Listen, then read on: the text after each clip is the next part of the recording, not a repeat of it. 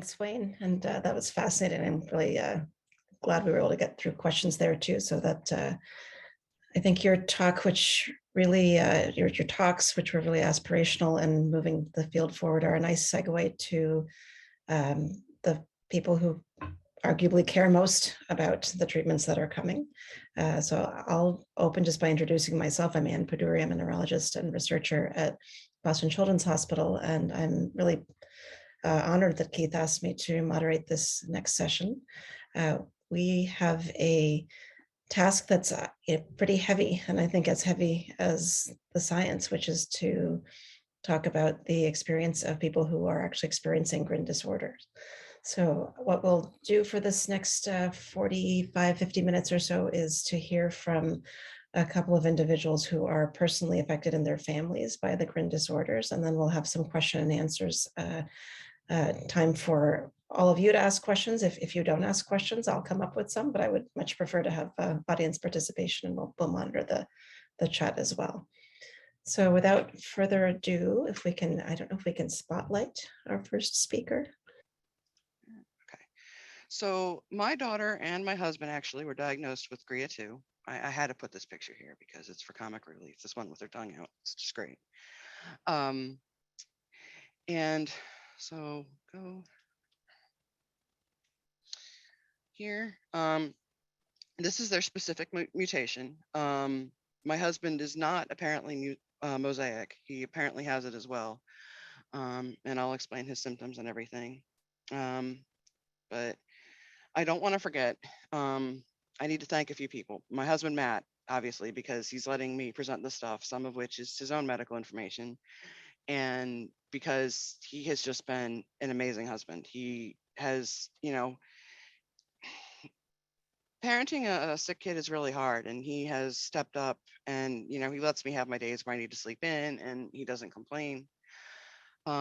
She was born with a heart defect, and so I need to thank the University of Maryland heart team for patching her up.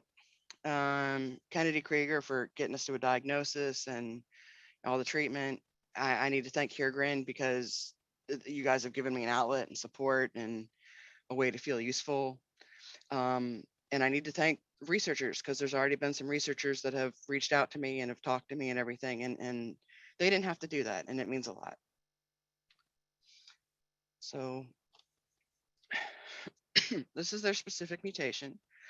I actually do not know what that means, but apparently it's supposed to affect the splicing. And so we'll start with my husband's symptoms. He was diagnosed with Asperger's in 1990, and his mom has described what I believe are oculogyric crisis, where his eyes would just go back in back of his head when he was 3, and that never, thankfully, that never came back. They thought he might have been having seizures around that time, but he had a normal EEG. He didn't walk until he was 2. Constipation was a big issue for him then, and it still is now, and it's an issue for Abby too. And like I said, it doesn't indicate he's mosaic on the West report, and he lives a full life. He works, he drives, and as you can see, he's got a beautiful daughter that loves him very much. So Abby was born with 2 holes in her heart, which were repaired at 7 weeks old. She did develop a postoperative arrhythmia, and they gave her some medicines for that, and she is currently weaning off the very last one a year later. I should mention that she's now 16 months old. She's had severe reflux from the get-go. Prevacid has helped a lot with it. For a while, we really didn't see it at all, from about 8 months old to a year old, and it has slowly come back a little bit for some reason. Even on the Prevacid, we've upped the dose, and it's still not, she still has some reflux. She has a global delay. She's at about 3 to 6 months in most skills, so she can sit in a high chair, but not quite independently yet. If you put her in tripod, she'll stay there for up to a minute sometimes. She's had a lot of blood work, high calcium. It's right on the borderline pretty much every time, and her B12 is actually really, really high. They tested that twice because they weren't sure it was, if it was a lab error or not. We have her in a stander, and most recent is that we've actually started grabbing objects finally, which has meant so much to me. She had a regression at 6 months old, and she had been grabbing objects up until then, just a little bit, and then she stopped completely until she was about a year old, and then has slowly started again. Which, that and the fact that the eye contact has come back is just amazing. Because I remember one day in October of last year just crying and just begging God. I was like, all I want to do is make eye contact with my daughter and have her grab stuff. And, I can make eye contact with her at times. It's not, I don't think it's, at a normal level for a typical child, but it's, better than it had been during the regression. Um, she only eats purees. She basically developed pretty normally for a 6-month-old that had heart surgery up until 6 months, and then we just kind of plateaued. And she gets frequent colds. She just came out of the hospital 2 weeks ago for having two at the same time. And they don't know if that's because of the hypotonia or if it's because they have to resect the thymus when they patch the holes in the heart or what, but she constantly gets colds, and they can be serious in her time. She's been hospitalized twice, once for colds, once for RSV, and once for 2 regular colds at once. This is a picture of her before the regression, where she would actually mimic faces. I don't see her. She'll smile. She'll mimic a smile, but she won't. This was me pretending to eat her, and she would pretend to chomp back, and it was so funny. And I miss these days. Thankfully, we got some of the interaction back. Some more playful faces. She's about 6 months there. She's currently on propranolol and weaning off of it. She gets another heart study in a few weeks, and if that's good, then she'll stay off of it. She had been on digoxin up until December, and she'd been on amiodarone from January of 2021 to April of 2021. That was all for her heart. She also takes Prevacid, gas drops, and a laxative. The biggest questions I have in this is why are they so much more severe than Matt's? One researcher told me there was a technique to compare their RNA somehow, because I guess the splicing is the problem, and so it might be that the spliced stuff is messed up. I'm sorry, I'm not a doctor. I don't know what I'm saying, but and then she did have DNHD1. She got 2 variants in that, which is another gene that people know a lot less about that than they do the GRI genes, apparently. I did have a researcher look into it. He was so kind, and he said that he does not believe that that's what's contributing to it, because he did some research, and that's what he came to the conclusion of. I don't know. I wonder if some of the medications she's on are helping or hindering her. I know that some of these heart meds can have CNS effects. And so, I've always wondered if that why, because she seemed mostly on track until 6 months. My husband takes a antidepressant, Prozac, and there's apparently papers linking that to GRIA, that it helps it, and it certainly helped him a lot. He said he's been on it for almost 20 years. So I don't know, maybe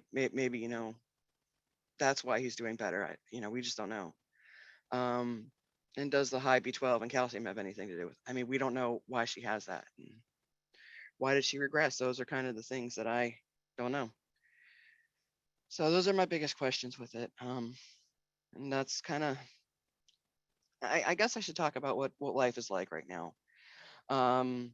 It's like having a 6-month-old that's, in a 16-month-old body, and it's hard. She's heavy, and she can't even sit independently yet. It's sad to see all the other kids in her regular daycare that are, developing milestones, and she's not meeting them. We're gonna put her into a special needs daycare as soon as the slot open up. But this Cure Grin group has been so such a lifeline for me. I mean, literally a lifeline, because I was in a really dark place before, until we had a diagnosis, until I had hope again. So, yeah, I guess that's really it. Any questions?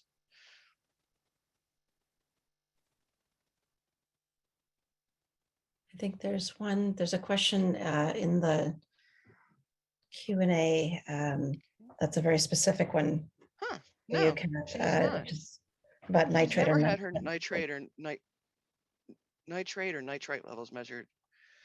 I'm kind of curious as to why, what the purpose of that would be, what that would show us. But no, she's never had that measured. She's had lots of things measured, but not that.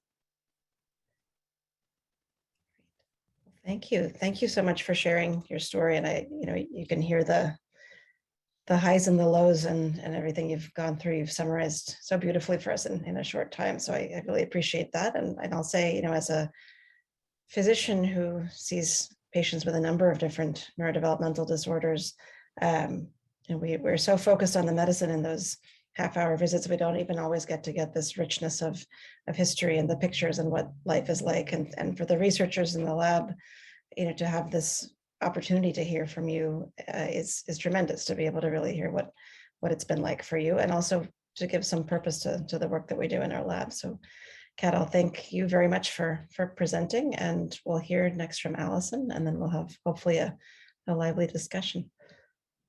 Hi, everybody. Can you see my screen? We can, yes, thank you. Okay, great. So we come from the UK.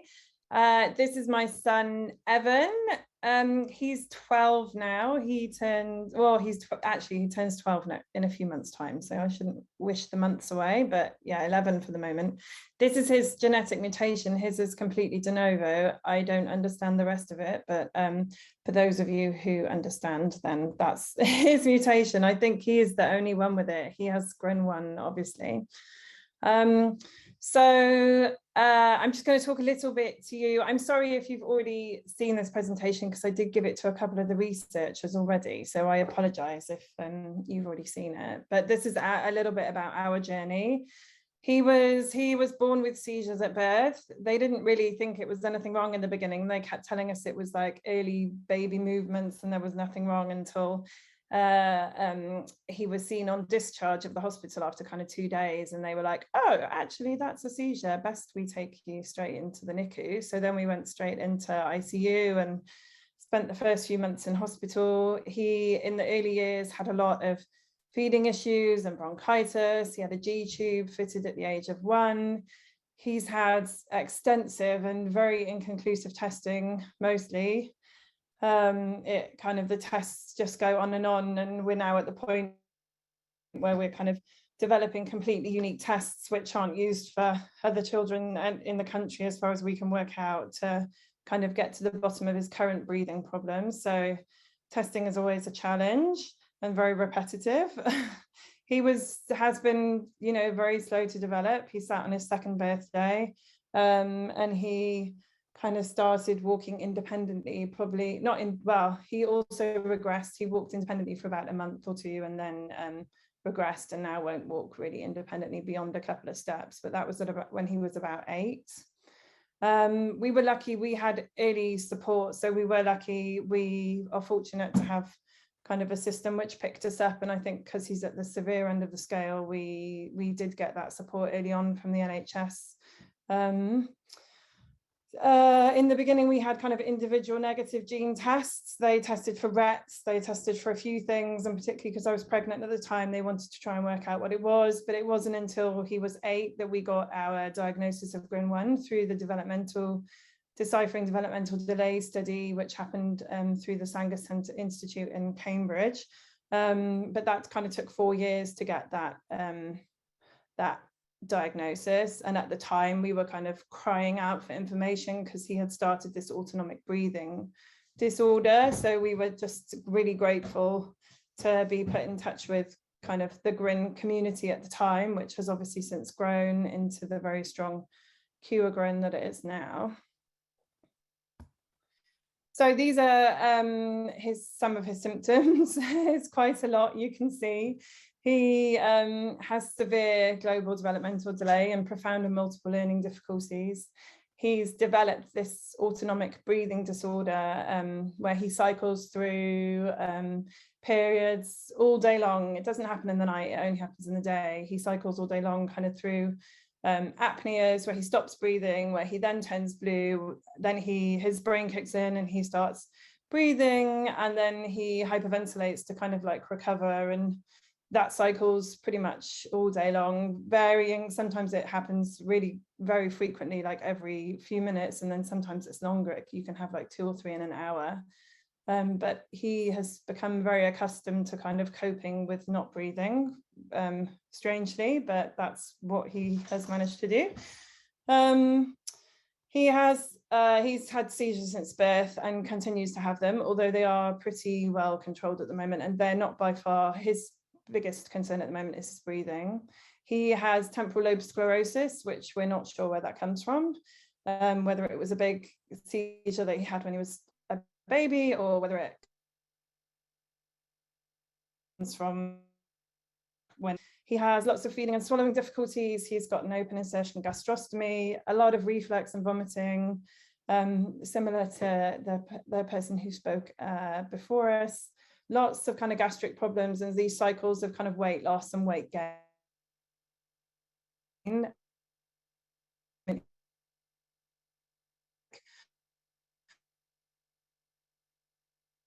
Mark, he definitely, the sturdier he got, the easier it felt that he was not so kind of fragile. Oh, it says my internet connection is unstable. I hope people can hear me.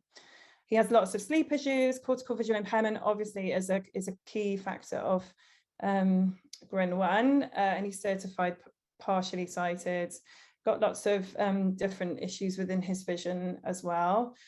He continually is moving and rocking and thrashing and just doesn't ever stop moving. He's completely non-verbal but very loud. He is able to communicate things, happiness and sadness and that kind of thing, but beyond that struggles. Lots of kind of self-harm behaviors where he's biting his hands. He has squashy finger syndrome, which we call it, and he has these autonomic episodes which make him very kind of like hot and red and blotchy in his face and his skin. And then his sister calls it his alien legs, where he gets like a weird blotchy alien pattern down his legs. That's what his little sister calls it. So we're lucky we get a lot of services and support from his, he's in special needs school, a local community school where everything's integrated into the curriculum. And then he has individual personalized sessions for hydro and rebound, which is trampolining and music and intensive interaction. We have a good team around us from the NHS. It's not always joined up. We do struggle with that in the UK, that sometimes we're not speaking the same language within teams, but one of our consultants is doing a good job at trying to pull it all together. We've got, lots of kind of nurses and dietitians and physios and a lot of support around that. So we are lucky. We're really lucky to have family who help a lot. Grandma is one of those super grandma fundraisers who's been a godsend at helping us with Evan. And we are lucky to have great carers which come into the home as well, and charities, local charities which provide support. And Cure GRIN obviously is great for kind of information, and it's lovely to have met lots of the other parents in the UK. We had a get together and that was really good. These are some of the drugs past and present that he's on and has been on. He's recently come off sertraline, which I think is some kind of like antidepressant as well. That was supposed to help his breathing, but it didn't really. And he's been struggling since he's come off that with kind of lots of other issues, but the acetazolamide really helps with his breathing. The melatonin helps keep him asleep or get him to sleep. The oxygen is good to have as kind of like a rescue, but doesn't really provide a massive amount of improvement, to be honest with you.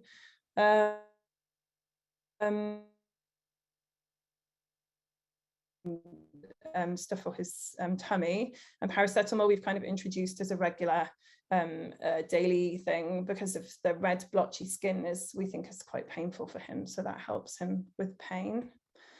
So our life is yeah, kind of hectic and a bit crazy. He is very determined, has a really infectious laugh, and loves giving cuddles. He loves physical contact. He'll grab hold of anybody and give anybody a cuddle at any point in the day. He's extremely physical, partly mobile. He kind of crawls around, bunny hops around. We call it his gorilla hop. He's extremely loud. He's got a very loud voice to be heard. He can be very happy one minute and then very sad the next. And he's constantly on the move in his own little world. He's kind of oblivious to what goes on, but he is happy in his own little world. Yeah, we get good support. We are not always believed and listened to by professionals, which can be frustrating. It took 6 months to somebody to, including my own husband, I must admit, for people to believe that he was like not breathing, that he was turning blue and having these episodes of cyanosis before we went into hospital. And they were like, oh yes, his oxygen's dropping to 40%. Oh, and there it comes back up and then it drops again. So that was quite frustrating. But now that people realize that it happens, it's good. Yeah, and we kind of juggle 3 full-time jobs. We both work full-time, me and my husband, and then Evan is a full-time job in himself. But we like to try and get on with things, as crazy as it is. Sorry, that's my cat meowing in the background. I hope you can't hear him. And then the future. So we try not to plan. Our life over the last 11 years has taught us not to plan anything. But we hope for a cure, and we hope for effective treatments, and we hope for improved quality of life for Evan. We want him to have greater, but I think we recognise that he'll probably have limited independence. Improved communication would be like a milestone in his life. I think that he could tell us what he wants when he wants it. And we like to travel and have fun. That's us and Evan in different places all over the world. So we try not to let it act, stop us, but it does. But we try to kind of, I'm a bit dogged, we will do this, it doesn't matter kind of way. And who knows, this is something that Grandma got Evan involved in.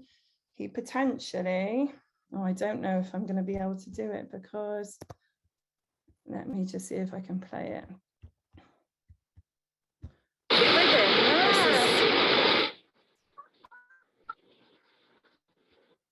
Oh no, you can't see it. That's Evan independently surfing last summer in Wales.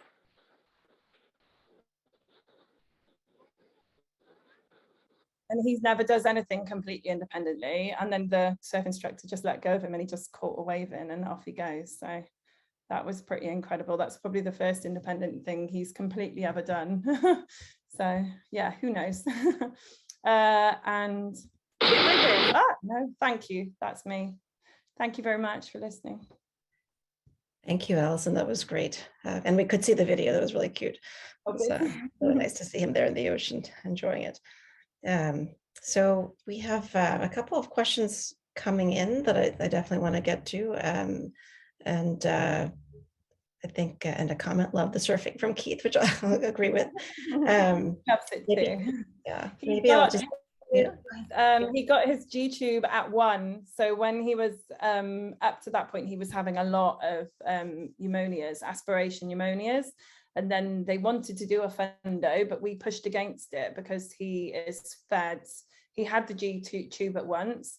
And we wanted him to just eat normally. Like I felt like I would be a failure as a parent if I couldn't feed my child like food. So I was really like, no, we're not having a fundo. We didn't have one, and maybe it was the wrong decision. But he now has 2 gastric feeds a day and 3 meals. So he eats breakfast, lunch, and supper. So he continues to eat, which has been really, I think, important for me.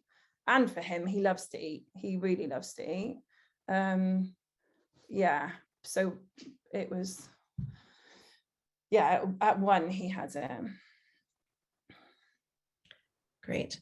Well, I have a couple of questions. I thought it would be, particularly since you're in very different healthcare settings, I thought it'd be great to hear from each of you, Kat and Alyson, on the medical front. Do you feel like your children have a medical home? Is there a central place where things are coordinated, or does that all fall on you? And I guess I probably can anticipate the answer, but would just be interested to hear what you think about that, and what things the medical system might do to improve if it's not serving the coordination needs. Do you want to start, Alyson, and then we'll ask Kat as well? I think it is you as a parent, because you're the person who brings everything together. We in the UK, we have a community, or we, like us as a family, have a community pediatrician who's pretty good at bringing things together in terms of the other specialists, so like the neurologist and the respiratory consultant and all that kind of stuff. But I think in terms of like everything in terms of physio and all the rest of it, there's a lot of that kind of falls down, and it ends on your shoulders, however well or not, in my case, you do that as a parent. It does fall on you, I think, mostly. Kat, how about you? She's finally getting a home. I would say yes now, finally. Kennedy Krieger is our local hospital, and they're pretty famous for neurology and everything, and they actually have a fairly new synaptopathies clinic. And their doctor there has been just amazing. She's willing to, if I send her a research paper, she'll look at it and she'll talk to people. It's great. And she finally lets me talk about, I can ask her about general health concerns rather than just neurology. Like, and so she doesn't. There was a problem for a while where the heart people only wanted to talk about the heart, and the pediatrician only wanted to talk about like if she had a cold, and the neurologist only wanted to talk about the brain. But finally, I think she has a holistic level of care at this one clinic in Kennedy Krieger. I think a lot of people don't have that, and I think that it's hard to find it. They joked with us at Kennedy Krieger. One of the clinics was like, "Yeah, you're just doing like clinic ping pong."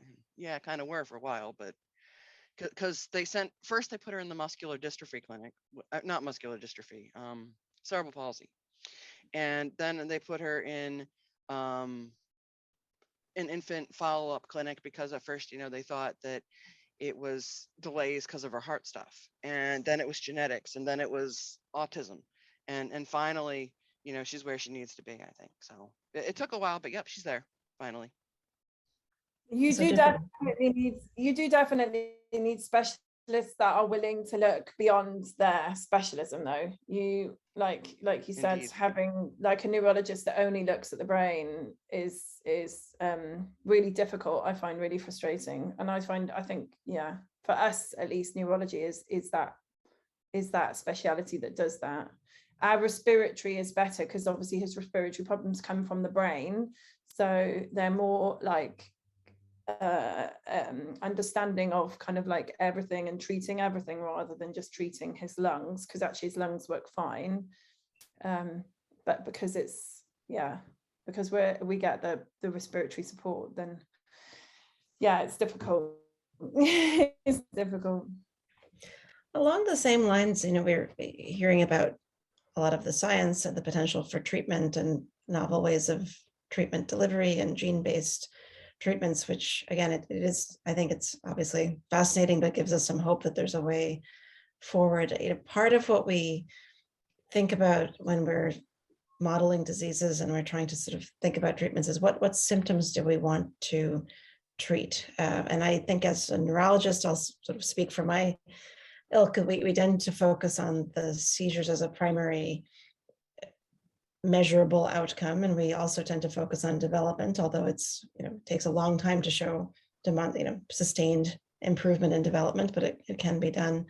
Besides from those sorts of symptoms, what are the most important things that are affecting your children and your family day to day that you'd want us to keep in mind as a field as we're looking at animal models and we're looking at clinical trials for children like yours? So for me, from Evan's perspective, it's I think this whole like area of autonomic disorders, which I listened to the session with Kat Koopman, and I think he's got one tomorrow. I mean, Evan stops breathing every 5 minutes of every day when he's awake. Like that for us affects absolutely his quality of life and everything that he does. So until we get that sorted, and every night he has these like episodes where his whole face goes red, his whole ear goes red, his whole side of the body, his legs go like alien legs every night.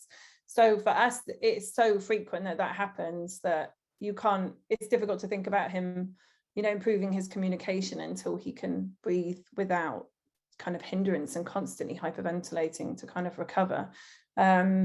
So yeah, for us it would be that, and then for my quality of life it would be sorting out his gastric problems, because dealing with just horrendous like diarrhea all the time is horrendous. So so for me it would be that, but he probably doesn't mind about that. So but I think, yeah, the autonomic areas for Evan, that's obviously for Evan.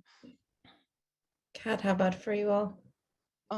So she does not have seizures as far as we know. She had a overnight that was negative. She does have a lot of repetitive behaviors, and so at one point we wondered. A lot of what Alyson was saying about the rocking and the head banging, I'm definitely familiar with that. She doesn't bite, but she does kind of scratch her nails against everything. So, she scratch herself a little bit sometimes. I would say the low tone would really be helpful to figure out what's going on. Why is it so low, and how can we do something about it other than just PT? Because, as one of her neurologists says, I can take away tone, but I can't give you it. And it would be nice if they could give it, because she's been so close to sitting for a year. It's just tantalizingly close. Since at least October, she's been able to sit unsupported, even not propped up, unsupported for a minute sometimes, but no more. And the awareness, it's gotten a little better, but she just really seems to be in her own world. And I don't know how you're supposed to teach someone something if they're in their own world. Kind of like autism, but a little bit more than that. One of the issues with sitting is that she just doesn't, I don't think she understands that, hey, when I move my arm, I'm going to fall down now. I don't think she understands that part. Even, I think physically she could probably sit for a little bit longer than she does. So yeah, the tone and the repetitive behaviors, and the GI for us as well. The reflux is more of a problem than the constipation. The reflux can be a problem because she'll cough with fluids sometimes, so we actually have to get a swallow study done. So yeah, it hit home when she was talking about the G tube. We don't. She's only ever had an NG tube when she had the heart stuff, and because when you have the heart problems, you can't eat. You're too tired to eat. But I definitely know about, you definitely want your kid to eat and not have to be on a tube. And I actually asked last week when they ordered the swallow study. I said, well, if she fails this, does that mean she's on a G tube for life? And they said, no, doesn't necessarily mean that, but tells you where my fears are. Yeah. For us, I think there's a real fear with G tubes, and for us it just gave us that security that we always knew that we could get the right nutrition in him to give him, because as he's got older, he's structurally they grow, they get bigger, they get stronger naturally, but having the G tube just gave us that security that we could always get stuff in. So doggedly you can give them food all the time, but if they can't eat or they don't want to eat or they're poorly or whatever, you know that you can always get that nutrition in. I think that's helped bolster his physicality, so that he is stronger, so that he can now, I mean, he doesn't walk independently, but he can stand and walk, and he can't get up on his own or anything like that. He hasn't got the cognitive understanding to kind of get up on his own, but if he's up, he can step with support and stuff. And I think there's a real fear with the G tube, but for us it was the best thing we ever did for him. I think it was it just gave us that security, and and yeah, meant that he's managed to still eat 3 meals a day every day.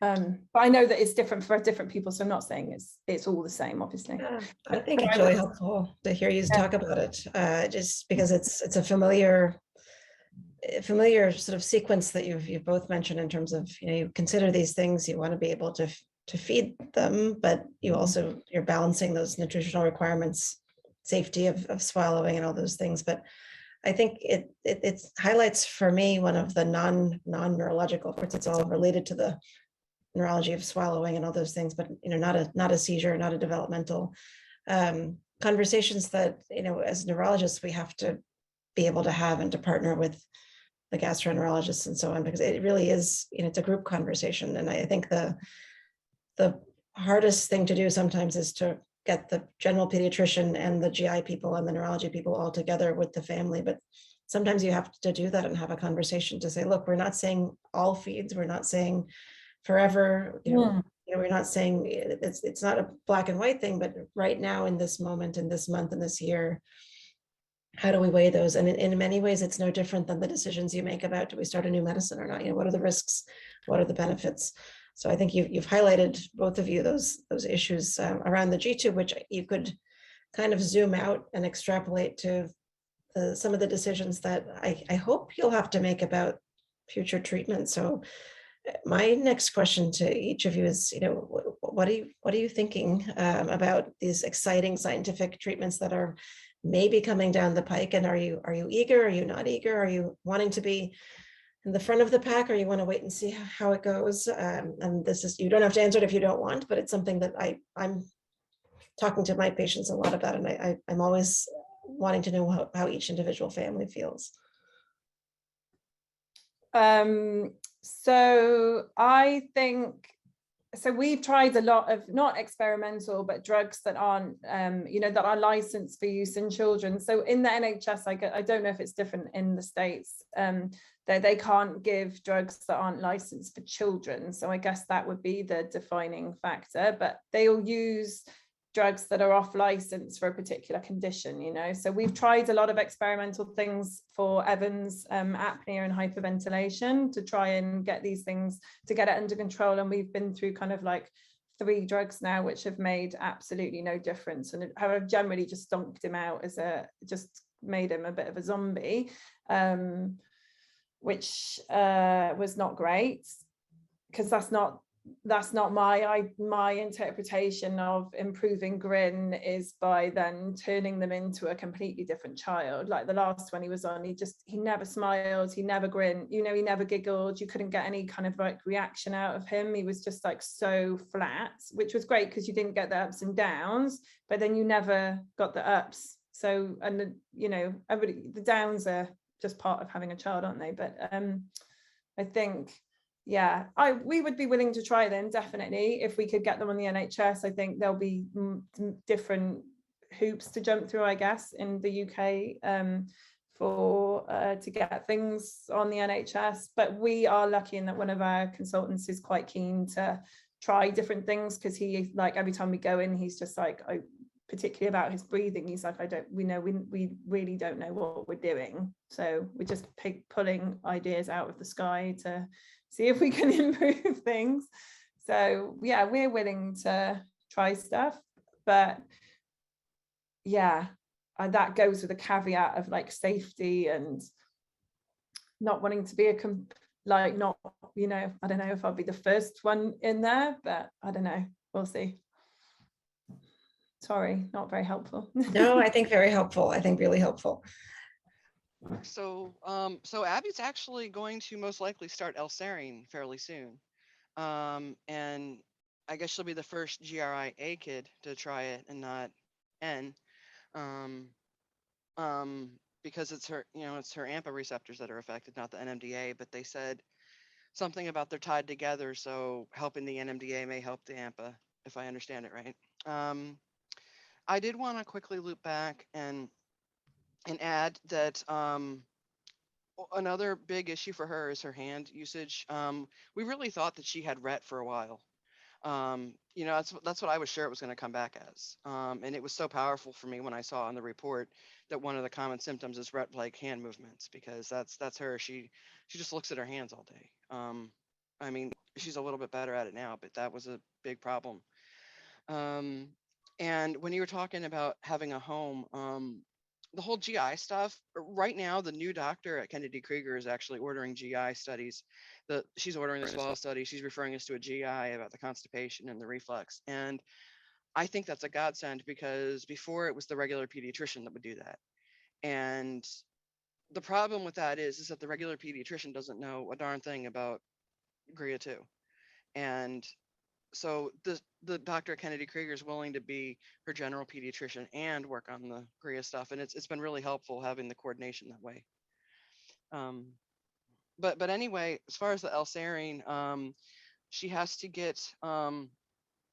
They wanted to complete the weaning of that heart drug first, so that's another week or two, and then they're gonna get overnight EEG, just so we have a baseline, so that we, you know, can kind of know if the L-serine causes seizures or not, because she doesn't have them now, as far as we know. And she may get another MRI. She had a fast MRI when she was like 10 months old. She's never had a complete MRI yet. And they did a bunch of lab work, all of which was normal except for the calcium and the B12. They you know, we're in the process of getting the baselines ready so that we can start. Great. Well, in our last couple of minutes, I wondered if you'd each just say something to the group, but particularly to the broader group of not only families, but also researchers who are, you know, wanting to do good science in service of your kids and your families. You know, what is the thing that gives you the most hope? I think it's just, for me, it's to see how far things have come in a really quick space of time. You know, it's only kind of 3 years ago that Evan got his diagnosis. And that was kind of like just as the first results were coming out about finding out what it was. And it's moved so quickly to have such progress. And now there's such incredible minds working on it. I don't understand half of what was said in the previous session, if like a tenth of what was said in the previous session, but clearly there's some amazing people working on it. So just keep working on it, like really hard, because we really need it. Because as parents, we're often like losing our minds. So even though there's a really small number of kids, those kids are really important, and they give the best cuddles and they have the best smiles.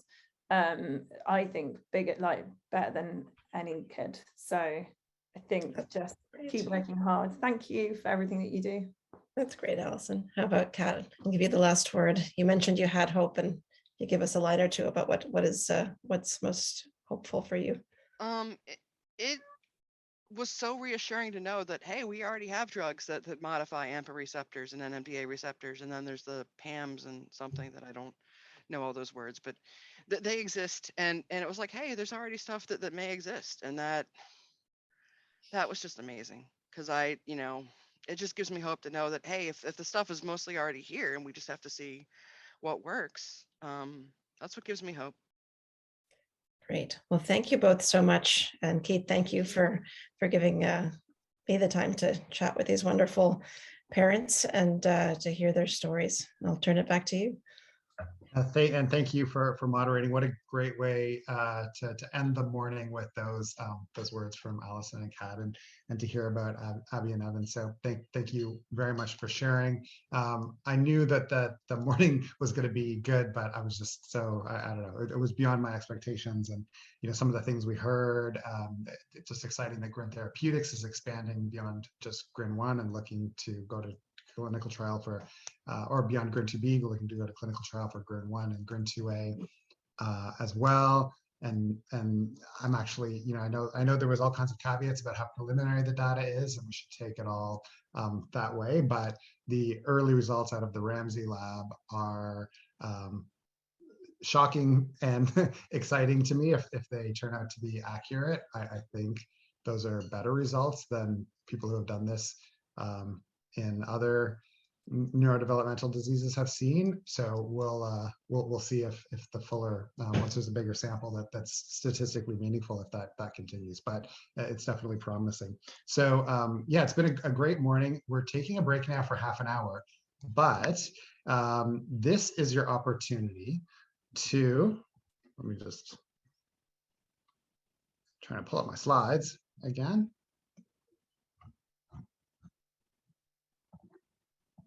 Yeah, so this is the opportunity to meet with some of the sponsors. So I believe that three of our sponsors have set up booths, and I believe that they'll be there during this half-hour break. So Grin Therapeutics, who you heard from earlier and is a sponsor of the conference, will be there. Sage Therapeutics, which is another biotech developing PAMs and NAMs or drugs that target the ion receptors, and Variant, which is a new startup launched by one of the University of Toronto researchers that we work with, Catherine Inson, and that is an app for tracking and sort of crowdsourcing medicine that works or doesn't. So you can visit any of those booths to learn more and meet with them. And then when we're back at 1:30, we have you have a choice of sessions. So there's two sessions to choose from at each time, and look forward to seeing you there.